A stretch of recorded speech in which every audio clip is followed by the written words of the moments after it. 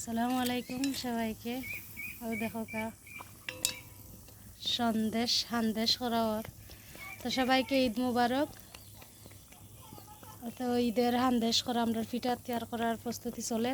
ও দেখো কা আজকে বাইরে উন্দালো চুলাত হান্দেশ করা।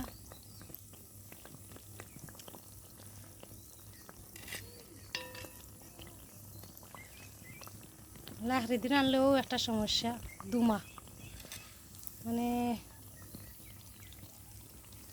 কিন্তু মজা হয়। ও দেখো কা হান্দেশের গুলা হই আমরা খাই, গুলা না খাইবি কিতা করি। ও দেখো কা কত সুন্দর হান্দেশ হয়েছে, মাশাল্লাহ খুবই সুন্দর হয়েছে কিন্তু দেখো কা।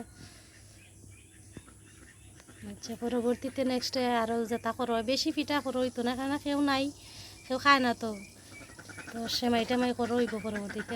আজকে খালি জাস্ট হান্দেশ আর ডাইল দিয়া বড়া করো হইব, ময়দা দিয়া মনে হয় না, ময়দা দি না চাউলের গুঁড়ি দিয়ে করো হইব সম্ভবত।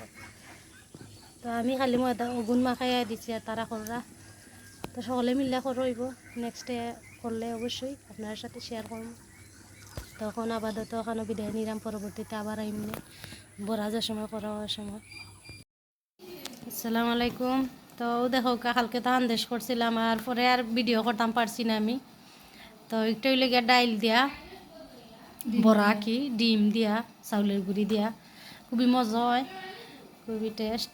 তো আইসুন মেহমান ফুরুত্তা ইরা, তারপরে আরও বিভিন্ন মানুষ যারা ইরা দেওয়ার, তো ভাবলাম আমি তো আর আপনার সাথে শেয়ার করতাম পারছি না। তো দেখো কা বড়া সেম হান্দেশের মতো, খুবই মজার কিন্তু। তো আশা করি আপনার কাছে ভালো লাগছে। তো সকলে ঈদ সুন্দরভাবে কাটুক, দু করি। তো ভালো থাকো।